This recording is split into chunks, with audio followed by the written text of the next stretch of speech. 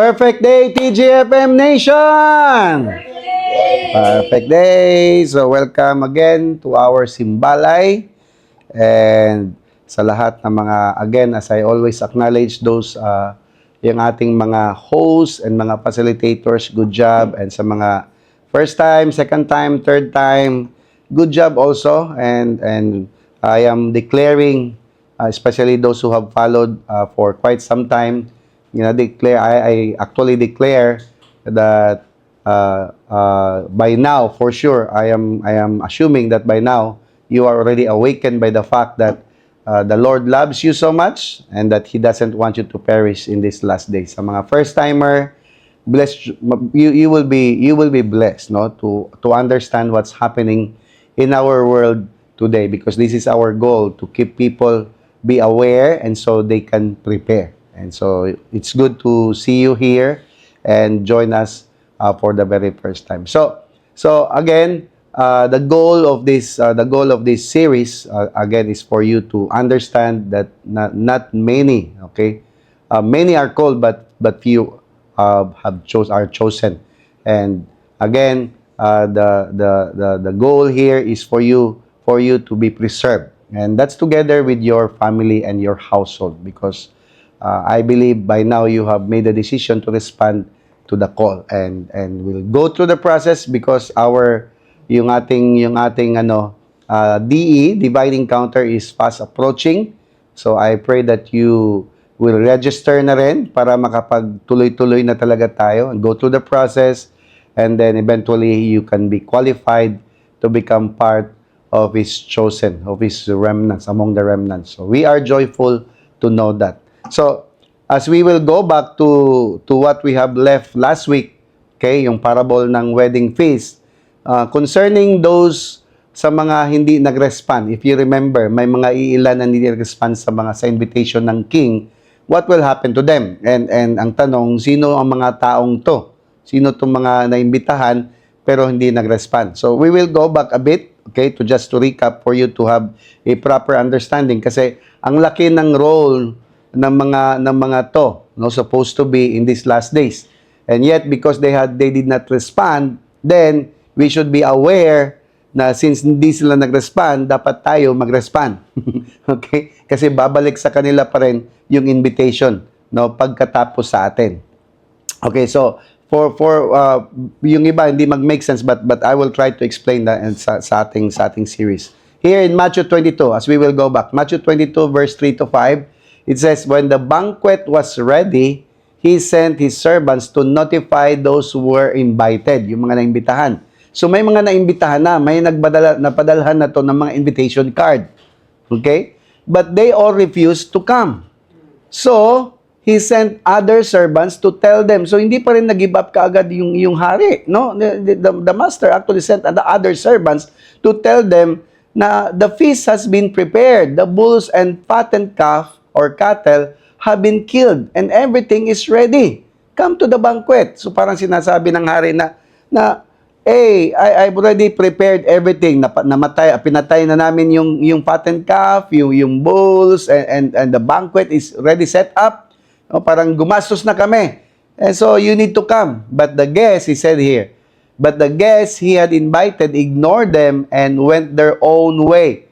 One to his farm, another to his business, and others seized His messengers and insulted them, even killed them.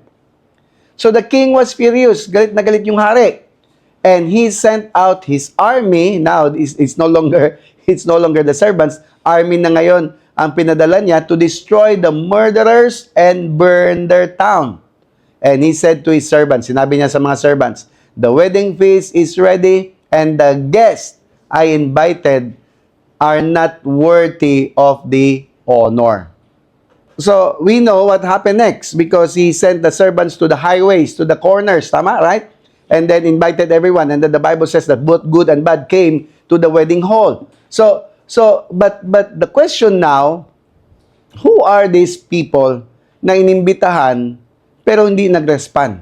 No, I've shared a bit about who are they, but I want to go into the details this time kasi this is the reason why Jesus wept over Jerusalem in chapter 23 kasi nga, these people are actually the Jews. These are the people whom God invited first. These are the people supposed to be the chosen. These are the people supposed to know the gospel and embrace the gospel first. But they refuse. They cannot recognize and yeah, so on and so forth. So this is the reason why Jesus wept over Jerusalem, because we know sino man ang nag-persecute kay Lord. Hindi man ang mga Romano. It's actually the Jews, the Pharisees, those religious experts na supposed to be, sila dapat yung forerunner and preparing the people in the coming Messiah, of the coming Messiah. Sila dapat ang nag-prepare sa pagdating ng Lord, but they refuse. So look at this. This is what Jesus actually addressed. Ito yung statement ni Lord when He was looking at Jerusalem. He's actually talking to the people in Jerusalem. Matthew 23. Okay, in this, let's jump to Matthew 23, okay? It says here, "O Jerusalem, Jerusalem, the one who kills the prophets and stone those who are sent to her." So Jesus was crying out, "How often I wanted to gather your children together." Imagine that, because you are supposed to be the chosen. Now, as hen gathers her chicks under her wings, but you were not willing. So ano sabi ni Lord? See, your house is left to you desolate. Actually, nangyari na to after 70 AD. Okay? "For I say to you," He said, "you shall see me no more until you say, blessed is he who comes in the name of the Lord."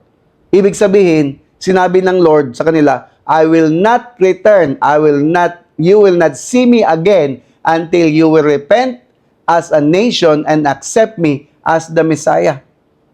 Yan ang ibig sabihin sinabi ng Lord. Until Israel as a nation comes to repentance, pag hindi sila mag-repent and hindi sila mag-accept kay Jesus as the Messiah, He will not come. They will not see Jesus again. In fact, they will see Jesus on the rescue na when they will come into repentance, when they will cry out before the Lord. Imagine that. So that's gonna be the fulfillment of God's vengeance written by prophet Isaiah in, I think, Isaiah chapter 61. And the fulfillment also of the prophecy of prophet Joel, kasi tinawag niya to, he called it the great day, as the great day and terrible day of the Lord. So the last day is also the terrible day of the Lord, as prophet Joel mentioned in his writings, I think in Joel chapter 2. So the day of the Lord, or the day of God's vengeance, is God's dealing not only with Satan and his demons, not only with the wickedness or the wicked people of the world, but also this is the dealing of the Lord to His chosen people called Israel. So, ibig sabihin, yung mga pinagdadaanan ng Israel ngayon, okay, if you go back to the history, after 70 AD, the temple has destroyed, in which that's what actually Jesus had already prophesied, that not one on top of the other will be left, wala ka talaga makitang trace, it will be totally be destroyed. And kung ano mga nangyayari ngayon, kasi after years, centuries, may mga nangyayari. They were left. The Israel as a nation actually vanished, and it only came to a nation again 1948, in which yung Pilipinas, tayo as Philippines, tayo lang nag-vote to agree that they will become a nation again to fulfill the prophecy. So what Israel is going through, they've been through a lot. It's because of their stubbornness. It's because of their hard hearts. So kung ano mga pinagdadaanan nila ngayon, prophecy yan long time ago pa. Andiyan ba tayo? So yung pinagdadaanan nila ngayon, kung titingnan mo, parang, di ba, magwa 1 year na yung nangyari sa Hamas. Alright? And now, they are battling against Lebanon, to Yemen, from Yemen to Lebanon, so kung sino-sino na lang, and then ngayon to Iran. Actually, hindi yan siya, it's nothing compared to what will happen in the nearest time na sinulat sa Ezekiel chapter 38. So kung bombarded sila ngayon, gera after gera, kung sino-sino na lang, wala yan sa coming tribulation ng kanilang nation. Because it was written, okay, that in the latter day, Gog with all their allies around the nations will come and attack Israel. Nakasulat yan siya in the book of Revelation, and it has been prophesied also by Ezekiel. Okay, let's look at Ezekiel. Ezekiel 38 verse 16. You will come up against my people. So this is the Lord telling Gog, okay? He is asking Ezekiel to prophesy over Gog.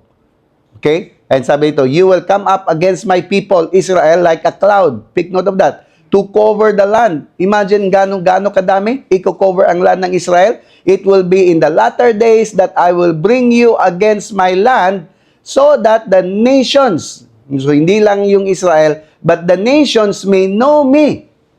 Kasi it's not only for Israel, it's also for other nations to recognize Christ. So other nations may know me when I am hallowed in you, O Gog, before their eyes. So ibig sabihin, God will anoint the Gog, okay, and Magog to really go and attack Israel with other surrounding nations with them. That's why the Bible says that they will come like a cloud and cover the land. Imagine how gaano kadami yan. Okay? So, that's gonna be the time. Ito na yung panahon talaga na just like in the old, na pag na-attack na sila ng mga nations around them, no? Wala silang ibang ginagawa kundi to cry out before the Lord. And so this time, nang mangyayari na naman to, kasi ngayon, medyo kaya-kaya lang man nila.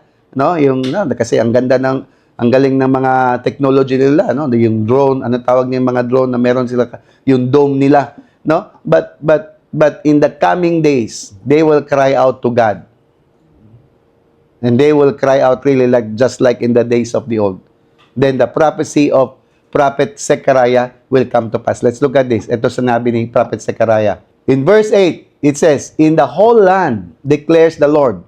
Okay, in the whole land of Israel, 2/3 will be struck down pagdating ng panahon na yan and perish. Alam niyo ba kung ilan yung 2/3? 2/3 kung i-ratio natin to 100, probably more than 65%. That's 2/3. So 2/3 population of Israel will be what? Struck down and perish. And that yung 1/3 daw na maiiwan, 1/3 will be left in it. This third, itong 1/3 na to, I will put into the fire. Ito pa, ititest pa. And I will refine them like silver and test them like gold. And then they will call on my name and I will answer them. I will say they are my people and they will say the Lord is our God. So that's the time that they will recognize. Sino mag-recognize? Ang makaka-recognize, yung may iwan lang. So, yung mga nag-perish talaga, probably because they don't want to recognize the Lord. Because the Lord already knew the hearts of everyone. Tama ba? So, probably alam ng Lord na itong mga to, hindi talaga ito magre-recognize. So, they are bound to perish. Pero may naiwan na 1/3. Ang mga 1/3 din, iti-test pa rin. Oh, dadaanan talaga sa tribulation, like pure gold. And then, they will cry out. No, they will cry out and call upon the name of Jesus. They call upon the name of the Lord. And the Lord will tell them, they are my people. And they will say, the Lord is our God. Then, sabi ng verse 10, I will pour on the house of David and on inhabitants of Jerusalem the spirit of what? Grace and supplication. There will be grace and an intercession in the prayer. Then they will look on me on whom they pierce. So may pagdadaanan talaga ang Israel. But I'm telling you, it's not only for Israel. It's also for the people of God. Are you following? That's the purpose of tribulation. Because Jesus promised that He will not come back until the Jews will acknowledge Him as the Messiah. So, we need to understand the threefold purpose of tribulation. Kasi may tatlong goal ang tribulation na to. Number 1, It's to put an end to wickedness and the wicked people. So ang goal talaga ng tribulation is to wipe out these wicked people. Are you following? It's not only to cleanse the church or cleanse the ecclesia or to purify them, but again, it's to put an end to the wicked or the wicked people. Kaya nga, sinabi ni Papa John, the Pastor John, na those who had prepared bunkers, no, kasi akala nila that they are safe there. No, Papa John already saw what will happen. Pastor John already saw what will happen, that the fire that will come out, no, actually magsisimula galing sa lupa. So yung mga may bunker, silang mauuna because they were thinking, they're securing themselves na sila ang safety nila to, but no, it's not. Pagdating ng panahon, walang safety kay Lord. Ang safety lang kay Lord kung nasa presensya ka. Diyan ba tayo? So number one, to bring an end to wickedness and wicked people. That's the goal of tribulation. Number two, to bring about the world's greatest revival. So ito na yung panahon na lahat ng mga tao mag-repent, lahat ng mga tao dahil in agony na, in pain na, in turmoil na, in chaos, then they will come to know the Lord. They will come to the Lord. And then, more people is going to be saved.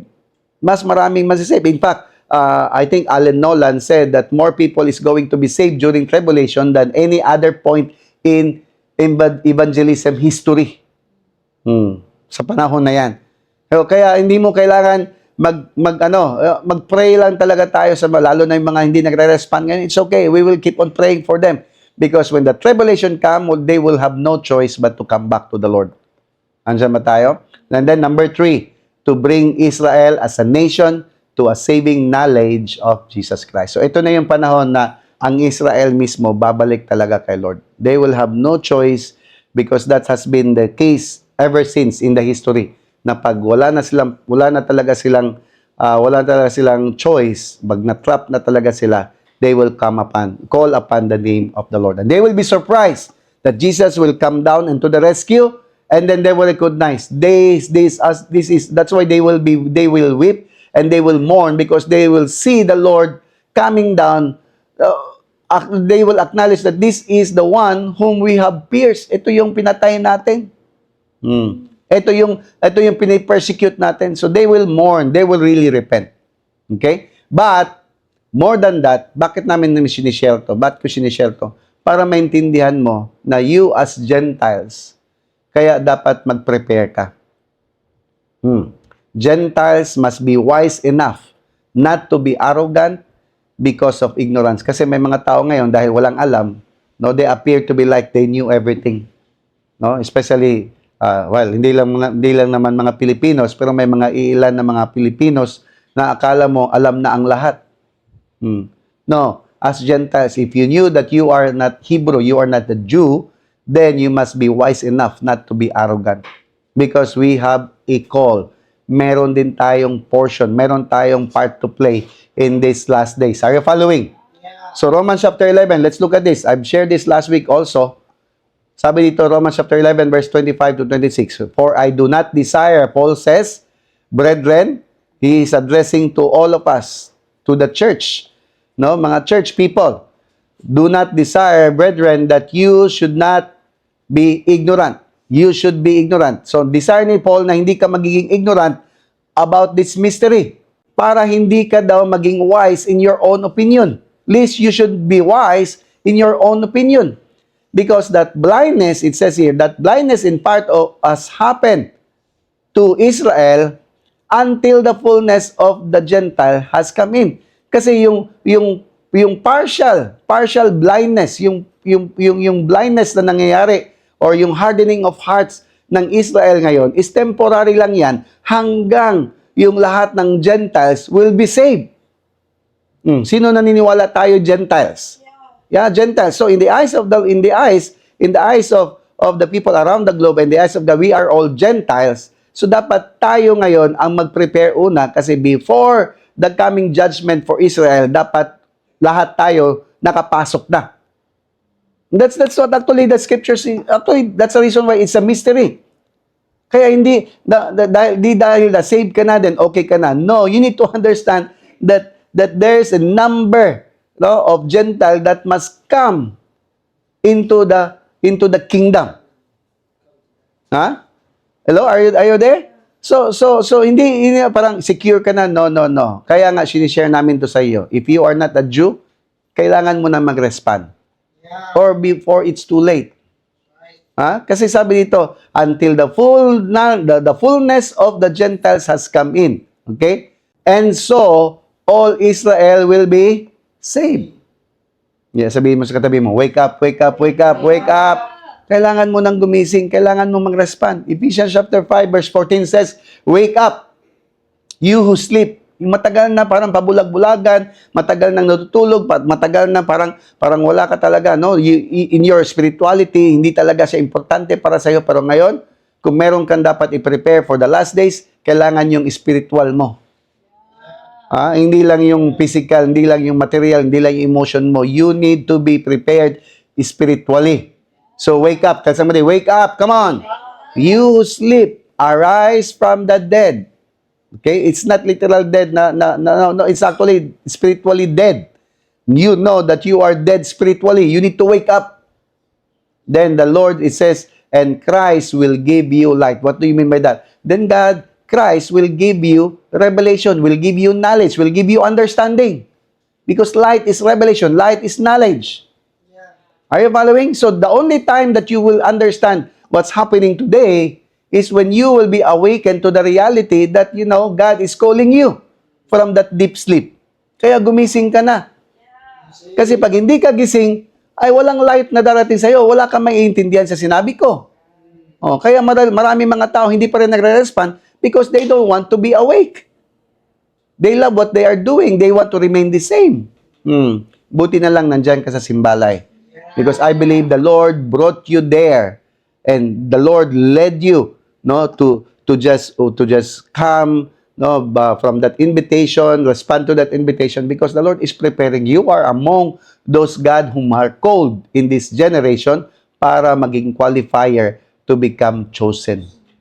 Are you following? So, verse 15 it says, be very careful then how you live, not as unwise, but as wise. Tell somebody, be wise. Come on. Redeeming the time. This is my favorite verse. Redeeming the time. It's time to redeem your time.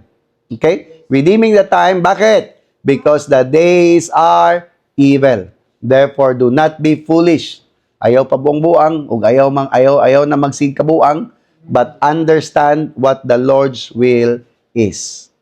Are you there?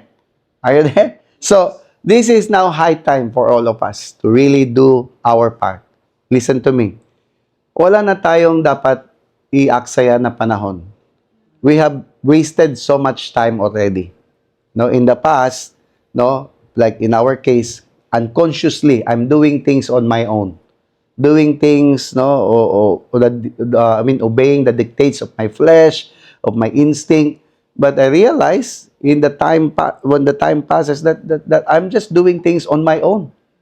And even when I came to know the Lord, may mga ilang panahon pa rin na ginagawa ko pa rin yung gusto ko lang gawin, hindi talaga yung will ng Lord. So it's time now talaga. Ito na yung panahon na kailangan mo na mag-respond. Sabihin mo, mas katabi mo, mag-respond ka na. Come on. Kasi ang response mo will qualify you, again, as I have said, will qualify you to be chosen. Merong tinatawag na wise virgins. Merong foolish. And I don't believe you want to be part of the foolish virgins. Tama ba? Yes. Pero meron din isang qualification, hindi lang para sa mga wise virgins. Tanungin nyo kung ano? Mga wise servants. So that's our goal, to be wise servants. Yeah. Are you there? Kasi pag servant ka, pagdating ng king, pagdating ng hari, alam mo na kung saan ang venue. Yeah. Are you there? So imagine mo yung wise virgins. Kailangan pa nilang mag-walk through the night. Kailangan pa nilang gisingin. Kailangan pa silang gisingin. I-explain ko yan next week. Kailangan pa silang gisingin para makapasok doon sa door kung saan yung wedding feast. Pero yung mga servants, ando na, nag-aantay. Mamili ka ngayon. Foolish virgins? Of course, you don't want to be a foolish virgin kasi yung mga foolish virgins hindi talaga nakapasok. Pero yung mga wise virgins ang nakapasok together with the king. Pero ang mas gusto namin, maging wise servants. Kasi before the king arrived, andun ka na sa venue, nag-aantay sa king. Are you there? So that's the privilege of being a servant. It's totally opposite with what servant is known to be in our world today. Are you following?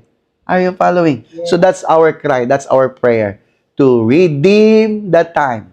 Redeem, meaning kung may na-waste ka na time before, i-redeem mo na. Bigay mo na todo-todo kay Lord yan ngayon. Because the days are evil. Therefore, do not be foolish. Do not be foolish, but understand what the Lord's will is. Amen? Let me pray for you. Father, we thank you and praise you, Lord, for this wonderful time of, Lord, giving not only your people information, but to awaken them, O God, to really know what's happening around the globe. This is not just, Lord, O God, to look upon how Israel is going through, but it's also actually to look inside in our hearts, O God, the real condition of our life before we will face the judgment, before we will see you, Lord, in the coming days, O God. We entrust to you, Lord, every household, every simbalay, knowing, O God, that this is the ark whom you want to build for your people, to be preserved, to be protected, and they will be provided, O God. Thank you so much, Lord, that you will give them the grace that they needed in order for them, Lord, to be sustained and to keep going and to continue, Lord, O God, to do what you have called them to do. Entrusting them to you, God, especially the household, house church hosts and the facilitators, Lord. And bless everyone who are attending and joining the Simbalays, Lord. We entrust them to you. We love you. We honor you. We bless them, Lord, O God. In the mighty name of Yahushua, we declare and pray. Amen and amen. Perfect day, everyone.